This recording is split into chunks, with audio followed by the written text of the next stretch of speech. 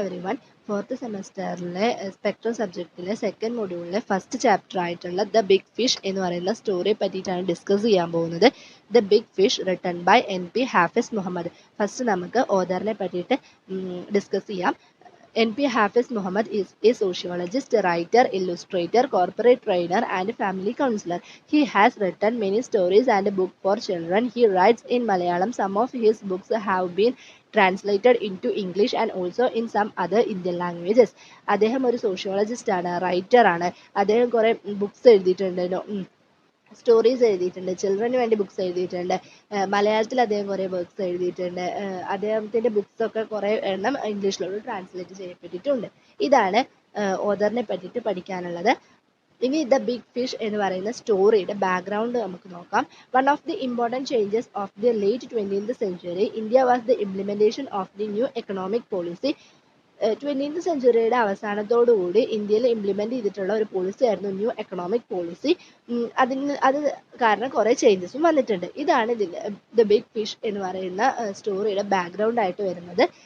IPR means intellectual property rights, globalisation, liberalisation and privatisation. It meant the smooth running of goods and services among various countries. Various countries തമ്മിലുള്ള goods and സർവീസിൻ്റെ distribution എളുപ്പമാക്കുക എന്നുള്ളതായിരുന്നു ഈ പോളിസിയുടെ aim. It was to facilitate a fair distribution of the resources and bring about economic equality. അങ്ങനെ distribution എളുപ്പമാക്കുന്നതോടൊപ്പം തന്നെ economic equality കൊണ്ടുവരാൻ പറ്റും എന്ന് അവർ വിശ്വസിച്ചിരുന്നു. But what actually happen was the opposite. The small scale farmers and industries were ruined by the new system. ചെറുകിട വ്യവസായം നടത്തുന്നവരും ഫാമേഴ്സും ഒക്കെ ഈ ഒരു പുതിയ സിസ്റ്റം വന്നതോടുകൂടി നശിക്കപ്പെടുകയാണ് ചെയ്തിട്ടുണ്ടായിരുന്നത്. The advantages of the open door policy went to the rich and multinational corporations. Open door policy വന്നതിൻ്റെ അഡ്വാൻറ്റേജസ് ഒക്കെ കിട്ടിയിട്ടുണ്ടായിരുന്നത് റിച്ച് ആയിട്ടുള്ളവർക്കും മൾട്ടിനാഷണൽ കോർപ്പറേഷൻസിനും ആയിരുന്നു. It become the foundation for the new imperialism. The small farmers and industries could not compete with the big guns. Small farmers and ഇൻഡസ്ട്രീസിനൊക്കെ multinational കോർപ്പറേഷൻസുമായിട്ട് compete ചെയ്യേണ്ടി വരികയാണ്. ഇതാണ് ദ ബിഗ് ഫിഷ് എന്ന് പറയുന്ന സ്റ്റോറിയുടെ ബാക്ക്ഗ്രൗണ്ട് എന്ന് പറയുന്നത്. എന്തൊക്കെയായിരുന്നു? 20th സെഞ്ച്വറിയുടെ അവസാനത്തോടുകൂടി ഇന്ത്യയിൽ ഇംപ്ലിമെൻറ്റ് ചെയ്തിട്ടുള്ള ഒരു പോളിസി ആയിരുന്നു ന്യൂ എക്കണോമിക് പോളിസി. ഇതിൻ്റെ എയിം എന്ന് പറയുന്നത് വേരിയസ് കൺട്രീസ് തമ്മിലുള്ള ഗുഡ്സ് ആൻഡ് സർവീസസ് എളുപ്പമാക്കുക എന്നുള്ളതായിരുന്നു. അതോടൊപ്പം തന്നെ എക്കണോമിക് ഇക്വാലിറ്റി കൊണ്ടുവരാൻ പറ്റും എന്ന് വിശ്വസിച്ചിരുന്നു. പക്ഷെ ഇത് നേരെ ഓപ്പോസിറ്റാണ് നടന്നിട്ടുണ്ടായിരുന്നത്. ഫാമേഴ്സിനൊന്നും അതിൻ്റെ ബെനിഫിറ്റ്സ് കിട്ടിയിട്ടുണ്ടായിരുന്നില്ല.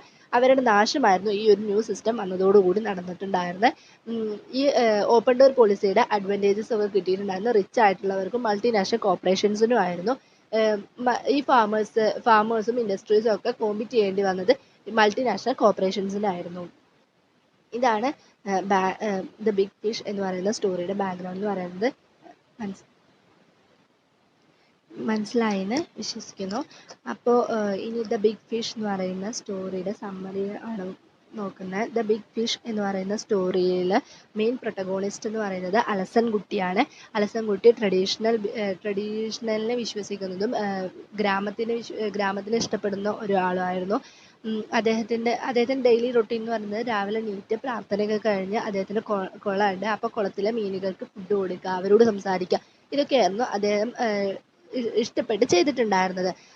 അലസൻകുട്ടി എപ്പോഴാണ് വരിക എന്നൊക്കെ ആ ഫിഷിന് അറിയാൻ പറ്റുക. ആ സ്മോൾ ഫിഷസൊക്കെ കറക്റ്റ് ആ ടൈം ആകുമ്പോൾ വെള്ളത്തിൻ്റെ മേലെ വന്ന് നിൽക്കുകയും ഡാൻസ് കളിക്കുകയൊക്കെ ചെയ്യുന്നുണ്ടായിരുന്നു. ഈ ടൈമിലാണ് തൊപ്പിയൊക്കെ കറക്കിയിട്ട് ഒരു വിസിറ്റർ കയറി വരും. ഈ ഒരു ഫിഷിംഗ് എന്ന് പറയുന്നത് ഫാമാക്കുക, ഇതൊരു ബിസിനസ് ആക്കുക, അപ്പോൾ അതിന് കുറേ പ്രോഫിറ്റ് കിട്ടും, അത് വെച്ച് നിങ്ങൾക്ക് നിങ്ങളുടെ ലൈഫ് ബെറ്റർ ആക്കാൻ പറ്റും എന്നൊക്കെ പറഞ്ഞ് കൺവിൻസ് ചെയ്യിപ്പിക്കാൻ വേണ്ടി ഒരു വിസിറ്റർ കയറി വരികയാണ്. അപ്പോൾ അദ്ദേഹം പറയുന്നത് നിങ്ങളിപ്പോഴും ട്രഡീഷണൽ ആയിട്ടുള്ള കുറേ മണ്ടത്തരം വിശ്വസിച്ചാണ് ഇപ്പോഴും നിൽക്കുന്നത്. അതിനൊരു സയൻറ്റിഫിക് ആയിട്ടുള്ള സപ്പോർട്ടോ കാര്യങ്ങളോ ഒന്നുമില്ല. നിങ്ങളിപ്പോഴും മരിച്ചു പോയി കഴിഞ്ഞാൽ ഒരു ഹെവൻ ഉണ്ടെന്നും ആ ഹെവനിൽ ചെന്നതിന് ഒരു ബെറ്റർ ലൈഫ് കിട്ടും എന്ന് വിശ്വസിച്ചാണ് നിങ്ങൾ ജീവിക്കുന്നത്. പക്ഷെ അങ്ങനെ ഒന്നുമില്ല. നിങ്ങൾക്ക് എന്താണോ ഇഷ്ടമുള്ളത് അത് നിങ്ങൾ ചെയ്യണം. അപ്പോൾ ഈ ഒരു ജോബ് എന്ന് പറയുന്നത് നിങ്ങൾ കുറേ പൈസ മുടക്കി ചെയ്യേണ്ട കാര്യമൊന്നുമല്ല. നിങ്ങൾ കുറച്ച് എമൗണ്ട് ഇട്ടാലും ആ ഒരു കുളം ക്ലീൻ ചെയ്ത് ഡിസിൻഫെക്റ്റ് ചെയ്ത് ആ ഒരു ബിഗ് ഫിഷിനെ അതിലോട്ട് ഇട്ട് കഴിഞ്ഞാൽ അതിൽ നിന്ന് നിങ്ങൾക്ക് കുറേ പ്രോഫിറ്റ് കിട്ടി നിങ്ങൾക്ക് നിങ്ങളുടെ കുട്ടികളെ നന്നായി കല്യാണം കഴിപ്പിച്ച് കൊടുക്കാനും നിങ്ങളുടെ കുട്ടികളെ നല്ല എഡ്യൂക്കേറ്റ് ചെയ്യാനും നിങ്ങൾക്ക് പറ്റും. ഒരു ബെറ്റർ ലൈഫ് നിങ്ങൾക്ക് ലീഡ് ചെയ്യാൻ പറ്റും എന്നൊക്കെ പറയുകയാണ്. ഈ 40 വർഷം നിങ്ങൾ ജീവിച്ചിട്ട് നിങ്ങൾക്ക് വേണ്ടിയോ അല്ലെങ്കിൽ നിങ്ങളുടെ സന്തോഷത്തിന് വേണ്ടിയോ നിങ്ങളൊന്നും ചെയ്തിട്ടില്ലല്ലോ. അപ്പോൾ ഇത് നല്ലൊരു ഓപ്പർച്യൂണിറ്റിയാണ് എന്ന് പറഞ്ഞിട്ട് ആ ജോബിൽ ജോയിൻ ചെയ്തിട്ടുള്ള ആൾക്കാരുടെ ലിസ്റ്റൊക്കെ വായിക്കും. ഇതേ ടൈമിൽ ഇതൊക്കെ കേട്ടിട്ട് അലസൻകുട്ടിയുടെ ഭാര്യ, അംബീഷ്യസ് ആയിട്ടുള്ള ഭാര്യ അപ്പുറത്ത് ഡോറിന്റെ ബാക്കിൽ നിൽക്കുന്നുണ്ടാവും. മറിയം എന്നാണ് പേര്. അപ്പൊ ആ മറിയം അവൾ അറിയാതെ തന്നെ അവള് മുന്നിലോട്ട് വരികയാണ്. കാരണം അവൾക്ക് അവൾ ഈ വിസിറ്ററിനെ കാണുന്നത് ഗോഡ് അയച്ചിട്ടുള്ള ഒരു ഏഞ്ചൽ എന്നുള്ള രീതിക്കാണ്. കാരണം അവളുടെ പ്രോബ്ലംസ് ഒക്കെ അറിയുന്ന അല്ലെങ്കിൽ പ്രോബ്ലംസ് ഒക്കെ മാറ്റാൻ പറ്റും ഈ ഒരു ജോബിലൂടെ. അപ്പോൾ ഈ നമ്മുടെ അവളുടെ പ്രശ്നങ്ങളൊക്കെ അറിഞ്ഞ് ഗോഡ് അയച്ചിട്ടുള്ള ഒരാളാണ് ഈ വിസിറ്റർ എന്നൊക്കെയാണ് അവൾ വിശ്വസിച്ചിട്ടുണ്ടായിരുന്നത്.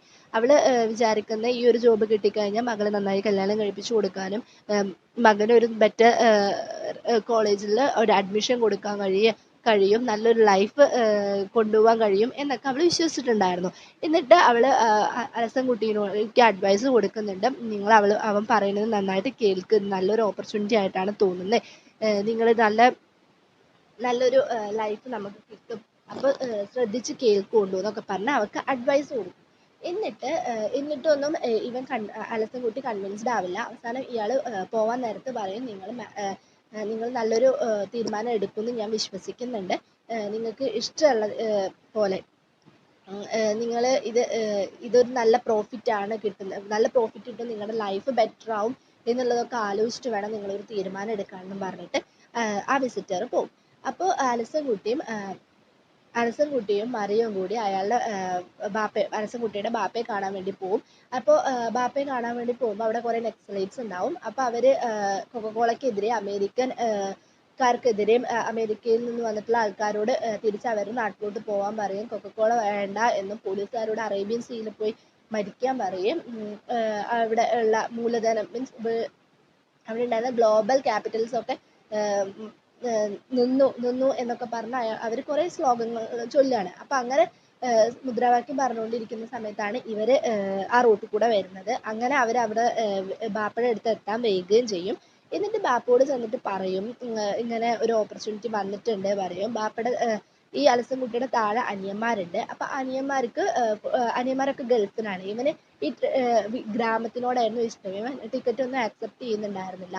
അപ്പം ബാപ്പയോട് മറിയം അവളുടെ പ്രശ്നങ്ങളൊക്കെ പറയും. അവസാനം ബാപ്പ പറയും, നീ ഇതിൽ നിന്റെ ഫുൾ എഫേർട്ട് ഇട്, അപ്പം നിനക്ക് പറ്റും, നിനക്കും ഒരു ബെറ്റർ ലൈഫ് കിട്ടും എന്നൊക്കെ ബാപ്പ അഡ്വൈസ് ചെയ്യും. അത് കഴിഞ്ഞ് അലസൻകുട്ടിയും മറിയവും കൂടി വീട്ടിലോട്ട് പോകും. എന്നിട്ടും അലസൻകുട്ടി കൺവിൻസ്ഡ് ആവില്ല. അവസാനം മറിയം കുറേ കരയും, കുറേ പട്ടിണി കിടക്കും. അങ്ങനെ അവസാനം അലസൻകുട്ടി സമ്മതിക്കും. പിറ്റേ ദിവസം ആ വിസിറ്ററിൻ്റെ വീട്ടിൽ പോവും. വിസിറ്ററിൻ്റെ വീട്ടിൽ പോകുമ്പോൾ വിസിറ്റർ പറയും, നിങ്ങൾ വരുമെന്ന് ഞാൻ വിശ്വസിച്ചിരുന്നു, ഒരാൾക്കും ഇങ്ങനൊരു പുതിയൊരു സംരംഭം ഉണ്ടാകുമ്പോൾ അതിന് പുറം തിരിച്ച് പോകാൻ പറ്റില്ല എന്നൊക്കെ പറഞ്ഞിട്ട് അവളെ വിസിറ്റർ ഈ അലസൻകുട്ടിയെ സ്വീകരിക്കും. അങ്ങനെ ഇതിൽ സൈൻ ചെയ്യും, ആ ലിസ്റ്റിൽ സൈൻ ചെയ്ത് പിറ്റേ ദിവസം 6 പേര് ആ കുളത്തിലോട്ട് വരികയും ആ കുളം ഡിസിൻഫെക്റ്റ് ചെയ്ത് ക്ലീൻ ചെയ്ത് അതിലോട്ട് ബിഗ് ഫിഷിനെയൊക്കെ ഇടും. പക്ഷെ പിറ്റേ ദിവസം അലസൻകുട്ടി രാവിലെ നീറ്റ് ഫുഡൊക്കെ കൊടുക്കാൻ വേണ്ടി പോകുമ്പോഴൊന്നും അവിടെ ചെറിയ മീനുകളെ ഒന്നും കാണുന്നില്ല. അപ്പോൾ ഇങ്ങനെ കാണാതെ ആയപ്പോൾ അലസൻകുട്ടിക്ക് സങ്കടം വരികയാണ്. അങ്ങനെ ഒരു ദിവസം രാത്രി മക്കളും വൈഫൊക്കെ കിടന്നുറങ്ങുന്ന സമയത്ത് അവൻ ആ കുളത്തിലോട്ട് പോകുമ്പോൾ ഒരു മീൻ മാത്രം തലപൊക്കി നോക്കുന്നുണ്ടാവും. അങ്ങനെ തലപൊക്കി നോക്കുന്ന സമയത്ത് അപ്പോൾ അവന് ആകപ്പാടെ ഒരു നിരാശയൊക്കെ ആയിരുന്നു തോന്നുന്നുണ്ടാവുക. ആ ടൈമിലായിരിക്കും വലിയൊരു ഫിഷ് വന്ന് അതിനെ കഴിക്കുന്നുണ്ടാവുക. അങ്ങനെയാണ് ഈ ഒരു സ്റ്റോറി എൻഡ് ചെയ്യുന്നത്. ആ ഒരു റിയലൈസേഷനോട് കൂടിയാണ് ഇത് എൻഡ് ആവുന്നത്. ആ ബിഗ് ഫിഷ് വന്നിട്ടാണ് അവിടുത്തെ ഉണ്ടായിരുന്ന എല്ലാ മീനുകളും മരിച്ചിട്ടുണ്ടായിരുന്നതെന്നും ആ ബിഗ് ഫിഷിനെയൊക്കെ അലസൻകുട്ടിക്ക് ഇഷ്ടം സ്മോൾ ഫിഷിനെ ആയിരുന്നു. പക്ഷെ അത് അവർ പേടിച്ചിട്ടാണ്, മുകളിലോട്ട് വന്നു കഴിഞ്ഞാൽ ആ ബിഗ് ഫിഷ് തിന്നും എന്ന് പേടിച്ചിട്ടാണ് അവർ താഴെ തന്നെ ഇരുന്നുകൊണ്ടിരുന്നത്. ഇതാണ് ദ ബിഗ് ഫിഷ് എന്ന് പറയുന്ന സ്റ്റോറിയുടെ സമ്മറി എന്ന് പറയുന്നത്. ഇനി ഇതിൻ്റെ ഇമ്പോർട്ടൻറ്റ് പോയിന്റ്സും തീംസും കാര്യങ്ങളും നോക്കാം. The story is translated into English by Dr. K.M. Sherif, the head of Department of English, Calicut University, and one of the most renowned translators in Kerala. കേരളത്തിലെ തന്നെ one of the most renowned translator നല്ല ഒരു renowned translator ആണ് KM Sharif എന്ന് പറയുന്നത്. അദ്ദേഹം കാലിക്കറ്റ് യൂണിവേഴ്സിറ്റിയിലെ English department ഹെഡാണ്. അദ്ദേഹമാണ് ഈ ബിഗ് ഫിഷ് എന്ന് പറയുന്ന സ്റ്റോറി ഇംഗ്ലീഷിലോട്ട് ട്രാൻസ്ലേറ്റ് ചെയ്തിട്ടുള്ളത്. The Big Fish is a translation of the short story entitled ചെറിയ മീനുകളും വലിയ മത്സ്യവും portrays how these new economic policies affect the life of ordinary people. It is a critic of globalization and elucidates its offers of new prospects to the third world underprivileged people. But it destroys their traditional systems and way of life. The Big Fish എന്ന് പറയുന്നത് ഒരു translated വർക്കാണ്. അത് ചെറിയ മീനുകളും വലിയ മത്സ്യവും എന്ന് പറയുന്ന ഷോർട്ട് സ്റ്റോറിയിൽ നിന്ന് എടുത്തതാണ്. ഇതിൽ എക്കണോമിക് പോളിസി എങ്ങനെയാണ് വന്നത്, അത് ഓർഡിനറി പീപ്പിളിൻ്റെ ലൈഫിനെ എങ്ങനെയാണ് ബാധിച്ചിട്ടുണ്ടായിരുന്നത്, എങ്ങനെയാണ് ഇതിൽ ഗ്ലോബലൈസേഷനെ ഓതർ ക്രിട്ടിസൈസ് ചെയ്യുന്നത് എന്നൊക്കെയാണ് ഇതിൽ പറയുന്നത്. ഗ്ലോബലൈസേഷൻ വന്നതോടുകൂടി ട്രഡീഷണൽ സിസ്റ്റം എങ്ങനെയാണ് നശിക്കപ്പെട്ടതെന്നും ആ ഒരു വേ ഓഫ് ലൈഫ് എങ്ങനെയാണ് മാറിയത് എന്നുള്ളതൊക്കെയാണ് ഈ ഒരു ദ ബിഗ് ഫിഷ് എന്ന് പറയുന്ന സ്റ്റോറിയിലൂടെ കാണിച്ചു തരുന്നത്. The story exposes the influence of globalization in the lifestyle and in the food habit of the natives and shows how the critics of globalization are treated by the state and the police. ഗ്ലോബലൈസേഷൻ്റെ influence life സ്റ്റൈലിലും food ഹാബിറ്റ്സിലും ഒക്കെ വന്നിട്ടുണ്ടായിരുന്നു. അതേപോലെ തന്നെ ഗ്ലോബലൈസേഷനെ criticise ചെയ്യുന്നതും നമുക്ക് ഈ ഒരു സ്റ്റോറിയിൽ കാണാൻ പറ്റും. Though a translation the story big fish successfully returns all the traces of its localness along with its serious thematic focus. The big fish in the story symbolizes the multinational companies who came to India after the implementation new economic policy in 1991. Metaphor of the fish is very original and competent one to explain the traps and tricks of globalization. The big fish എന്ന് പറയുന്ന story multinational companies ഇന്ത്യയിലോട്ട് വരുന്നതിന് മുന്നേ തന്നെ 1991 ഇന്ത്യയിൽ new economic policy implement ചെയ്തിട്ടുണ്ട്. അതിനെ symbolise ചെയ്യാണ് ഈ ഒരു സ്റ്റോറി. അപ്പോൾ ഇതിൽ ഫിഷ് എന്ന് പറയുന്ന ഒരു മെറ്റഫർ ആയിട്ടാണ് യൂസ് ചെയ്തിട്ടുള്ളത്. ഫിഷിനെ ഇവിടെ കാണിക്കുന്നത് ഗ്ലോബലൈസേഷനെ ക്രിട്ടിസൈസ് ചെയ്യാൻ വേണ്ടി ഫിഷിനെയാണ് ഒരു ടൂളാക്കിയിട്ട് ഓതർ ഉപയോഗിച്ചിട്ടുണ്ടായിരുന്നത്. ഗ്ലോബലൈസേഷൻ വന്നപ്പോൾ ഓർഡിനറി പീപ്പിളിൻ്റെ ലൈഫ് എങ്ങനെയാണ് മാറിയിട്ടുണ്ടായിരുന്നത്, ആ ഒരു ട്രാപ്പിലോട്ട് എങ്ങനെയാണ് അവർ എത്തുന്നത്, ആ ഒരു ട്രിക്സും ഇതൊക്കെ എങ്ങനെയാണ് ചെയ്യുന്നത്, അതാണ് ഇവിടെ ഫിഷ് വെച്ചിട്ടാണ് ആ ഒരു ഗ്ലോബലൈസേഷനെ അദ്ദേഹം ക്രിട്ടിസൈസ് ചെയ്യുന്നത്. The protagonist of the story, Alasankutti, owns a pond and has a preoccupation of chatting and feeding the little fishes in the pond. He is quite happy as he enjoyed what he did. One day, an Asian weaving hat with the stars approaches him and explains the possibilities and profits of fish farming and suggests him to be wise. Mariam, his ambitious wife, wants her daughter to be married in a good way, her son to be educated in a college and live comfortably. She finds it more interesting and hopes that this new plan will definitely help her family to overcome their financial crisis. Finally, after plenty of persuasion, the agent wins to convince his plan, and Alasankutti decides to go on with the new plan of joining the fish growing collective. He cleans and disinfects the pond and put big fish in the pond. Slowly he finds that the small fishes are eaten by the big fish. The big fish is getting fatter by eating the small fishes. ഈ 3 points ആ ഒരു സ്റ്റോറിയുടെ സമ്മറിയാണ്. ഞാനിപ്പോൾ നേരത്തെ പറഞ്ഞ അതേ സാധനം തന്നെയാണ് കേട്ടോ ഇത്. The story can be called as a metaphor of globalization. The big fish are the agents of globalization and the small fish in the pond are the poor people all over the world. It has been pointed out by many that globalization destroys the traditional systems and ways of life of the indigenous communities. ഈ സ്റ്റോറീനെ ഒരു metaphor of globalisation എന്നാണ് ഈ ഒരു സ്റ്റോറീനെ വിളിക്കുന്നത്.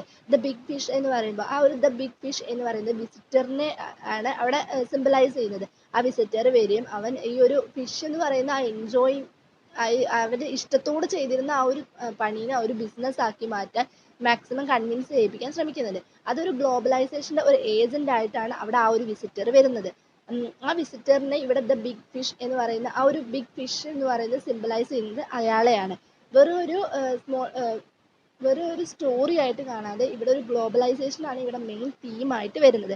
ഇവിടെ big fish എന്ന് പറയുമ്പോൾ വിസിറ്ററും, small fish എന്ന് പറയുമ്പോൾ അവിടെ ഉണ്ടായിരുന്ന അലസൻ കുട്ടീനെയാണ് അവിടെ കാണിക്കുന്നത്.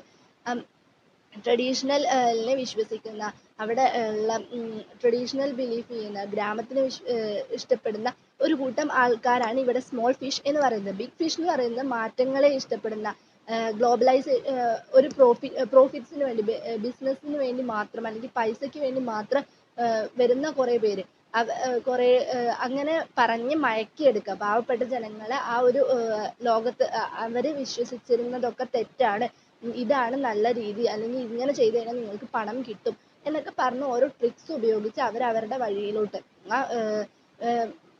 ആ ഒരു ജോബിലോട്ട്, അല്ലെങ്കിൽ അവരെന്താണോ വിചാരിച്ചത് അതിലോട്ട് പാവപ്പെട്ട ജനങ്ങളെ എത്തിക്കുക എന്നുള്ള ആ ഒരു ട്രിക്സ് ഒക്കെ ഉപയോഗിച്ച് അവരെ ട്രാപ്പ് ചെയ്യാണ്.